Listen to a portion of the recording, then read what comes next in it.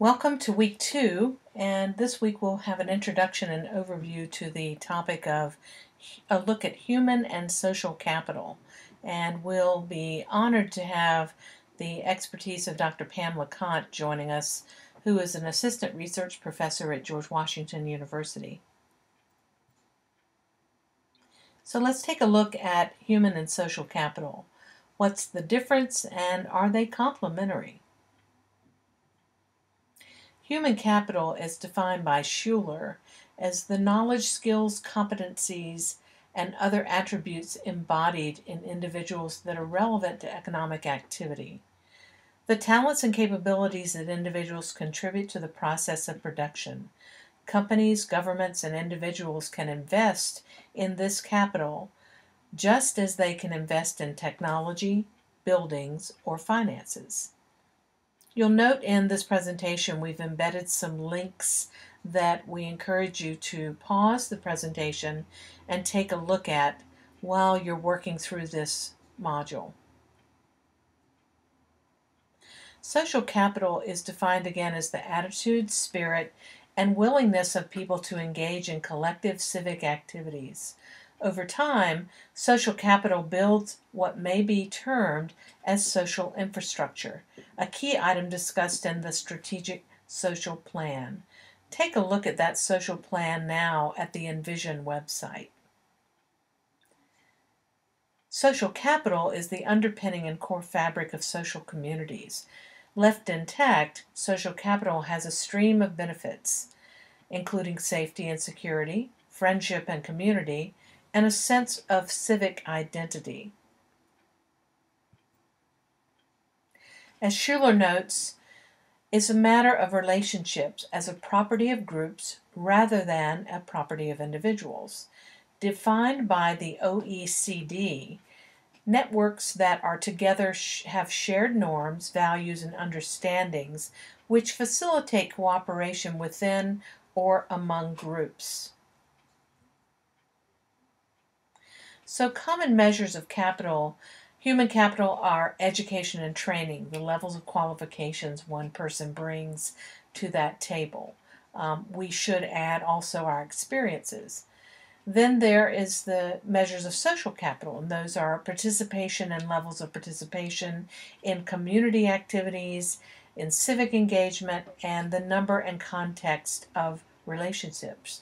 For our purposes, who they know, how they are connected, their supports, and social networks are all very important.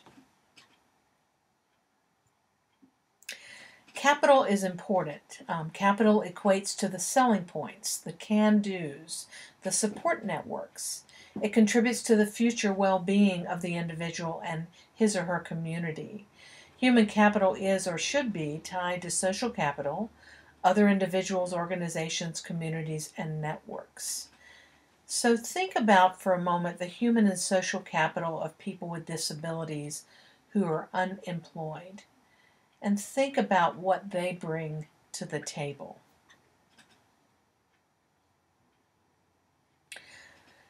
In Schuller's article, he brings forth 3 questions to, again, think about when you're considering this.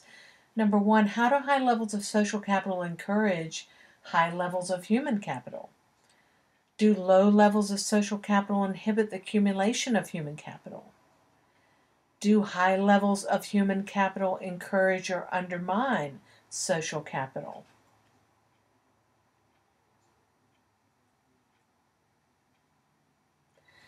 Another topic to consider is what we refer to as cultural capital.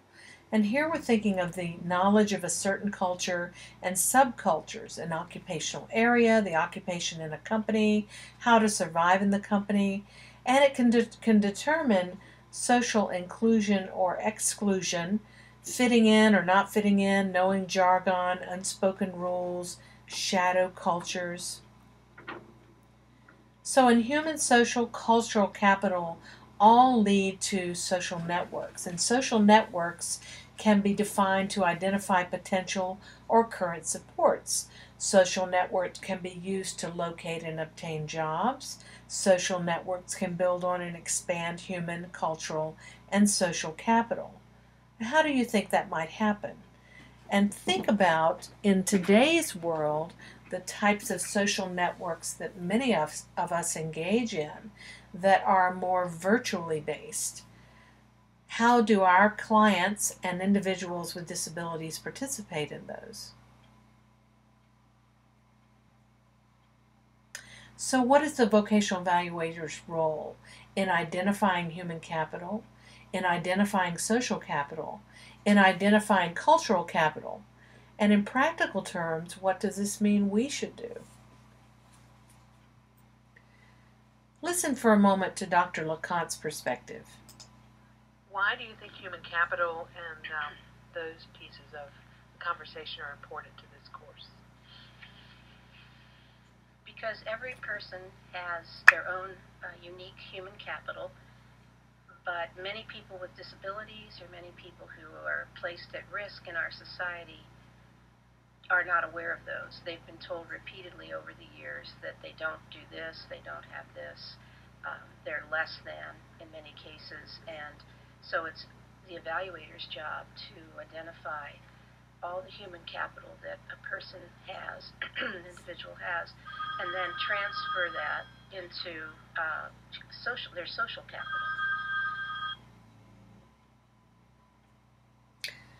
So as we begin to work through some of the assignments for week 2, there are a couple of things to think about.